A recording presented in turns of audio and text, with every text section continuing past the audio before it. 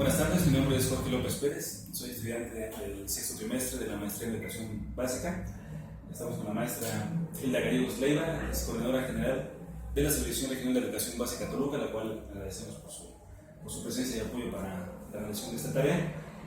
Vamos a presentar el ensayo de legislación educativa, aplicación práctica en México. Y bueno, vamos a empezar por los derechos fundamentales, que son aquellos que están ligados a la dignidad de la persona, que bueno, ellos permiten que haya un desarrollo en todo sentido de las personas, y por eso es importante que todos podamos disfrutar de estos derechos, ¿no? Que es algo que a lo mejor en muchos de los países no se ha desarrollado, incluso aquí todavía tenemos nuestros atrasos, pero también es algo en lo que se está trabajando, ¿no? Pasamos a un ámbito mundial. Hablando ya a nivel internacional, pues está la ONU, que es la encargada de velar de esta parte, ¿no? De estas Naciones Unidas, que se da después de la Segunda Guerra Mundial, y como la UNESCO es la encargada de la parte de educación, ¿no? Dentro de la ONU, y es la que va, bueno, tiene oficinas regionales, entonces son los encargados de alguna forma realizar algunos estudios y velar también por esa parte de la educación en cada país. Y bueno, la ONU encarga, hace unos años a Tomaszewski elaboraron un estudio, y en ese estudio, bueno, pues una de las conclusiones es que el Estado tiene tres obligaciones fundamentales. La primera, que bueno, es respetar, la otra es proteger, y la tercera es cumplir. Bueno, aunado a que el responsable es el Estado de vender la prestación del servicio educativo, ¿no? Después vamos un poquito al caso de Latinoamérica. Aquí tenemos un autor que es Betancourt, que nos destaca, ¿no? Como a raíz de la llegada, sobre todo de los gobiernos de izquierda en América Latina, bueno, viene un cambio en la cuestión de la educación, y encuentra que hay una serie de políticas que están orientadas a garantizar que todos tengan acceso a la escuela. Están centrados también, bueno, en ese derecho que tienen todas las personas a recibir la educación, y bueno, y también un papel importante de la sociedad civil en esa parte de la educación, ¿no? Ya no puede estar así solamente como mero espectador, sino también como parte fundamental, ¿no? Bueno, la característica, la última, la que decía ahorita, bueno, los gobiernos de izquierda que están últimamente en Latinoamérica son los que están dando ese impulso, ¿no? Y hay ejemplos como los de Argentina, los de Chile, de Uruguay, donde han reformado sus leyes últimamente. Y por ejemplo, en el caso de Argentina mencionan que la educación es un bien público, ¿no? Chile establece un nuevo marco regulatorio en cuestiones educativas, y para Uruguay menciona que la educación es un derecho humano fundamental. Es un paso rápido por Latinoamérica. Llegamos al apartado de México, en el cual, bueno, podemos ver desde el siglo XV, cuando estaban los aztecas, por ejemplo, ¿no? Como solamente algunas clases eran las que tenían acceso a esa educación, que eran los guerreros o los hijos de los reyes, ¿no? Solamente los que tenían acceso a esa educación, y era una educación pues como muy reciente, ¿no?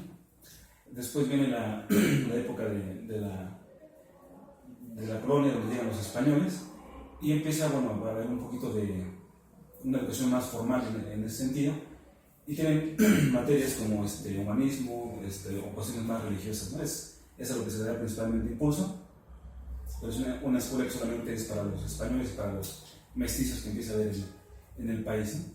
Después llegamos a la época de Juárez, ¿no? La época del México independiente, donde ya empieza a haber una formación todavía mucho más estructurada. Aquí podemos encontrar, bueno, que incluso se establece un sistema lancasteriano de bajo costo, donde intentan llegar como a una mayor cantidad de personas. Empieza a haber ya de alguna forma una norma regulatoria.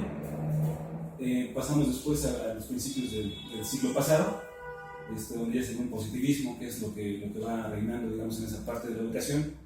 Ahí se crea como institución la Secretaría de Educación Pública, y encontramos, por ejemplo, que está Justo Sierra como uno de las personas importantes, ¿no? en esta parte, hasta llegar al siglo XX. Bueno, ya con la Constitución de 1917 empieza una reforma, entonces dejan de lado el sistema anterior y empiezan con una cuestión más, lo llaman ellos,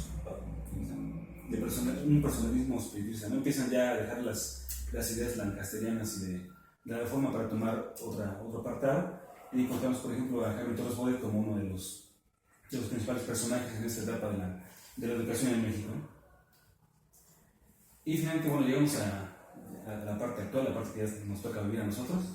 Aquí podemos encontrar que la OCDE emite en 2010 una serie de recomendaciones para la mejora del sistema educativo nacional, hacen un estudio y no solamente se va a la cuestión, la cuestión pedagógica, ¿no? También hablan ya de procesos de selección para el personal docente, hablan ya de abrir a concurso las plazas, ¿no? Ya no pueden ser como se manejaban antes aquí en México por pedazos o demás.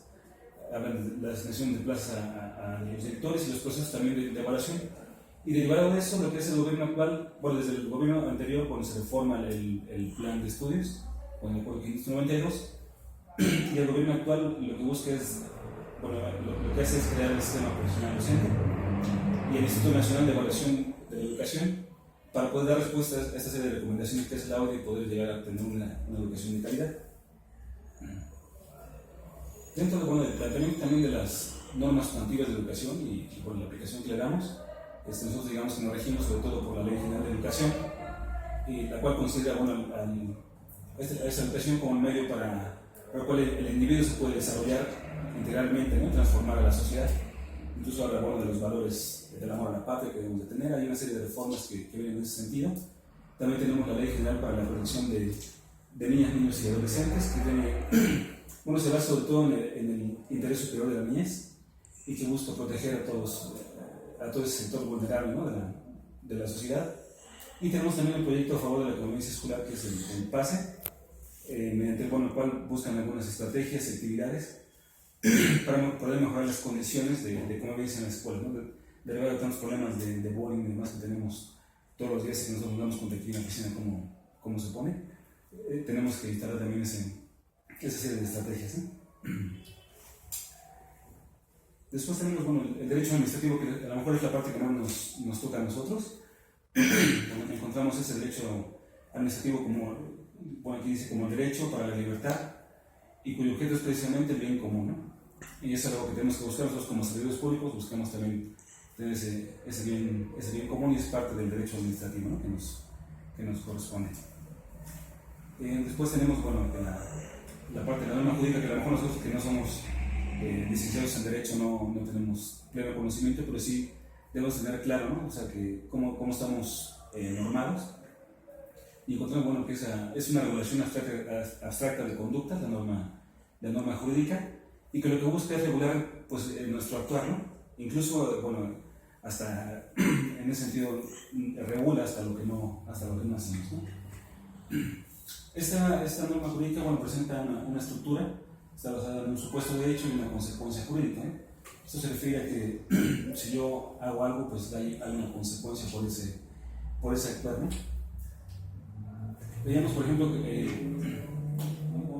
ejemplo que veíamos aquí en la oficina hace algunos años, el caso de la asignación de recursos del programa de escuelas de calidad, y hubo un director que se quedó con el dinero, entonces ya tuvo su hecho, ya tuvo su consecuencia porque le dieron una rescisión laboral, ¿no? Entonces, en ese sentido son el tipo de casos que a lo mejor vemos un poquito más nosotros y que son importantes poderlas conocer. Y como parte de este ensayo, una manera de conclusión, yo planteo tres alternativas o tres posibilidades que pueden apoyar, ¿no?, el trabajo de los directivos y docentes. Uno que es crear conciencia entre los servidores públicos de la importancia de conocer todo el aspecto normativo, ¿no?, todo el marco que nos va regulando y que muchas veces desconocemos, y que lo que resulta es que muchas veces cuando ya tienen el problema encima, pues vienen y les acarrean muchos problemas, ¿no?, que a lo mejor ellos podrían haber solventado desde antes. El segundo es el desarrollar una cultura de prevención que les permita también conocer cuál es el margen de maniobra con el que ellos cuentan y ese conocimiento de la norma, ¿no? A lo mejor no un afán de sancionar, pero sí de conocimiento, ¿no? Y el tercero es la posibilidad, a lo mejor nosotros desde la propia oficina lo podríamos hacer, de brindar un curso taller posterior a la asignación de los nuevos directores, donde se les pueden brindar no solamente la parte pedagógica, sino también la parte normativa, y que ellos sepan cómo se pueden conducir al interior de las escuelas, ¿no? Y hasta aquí es la presentación, no sé si tienen algún comentario. No, ninguna, creo que es una investigación muy completa. Bueno, yo le agradezco mucho su apoyo y muchas gracias.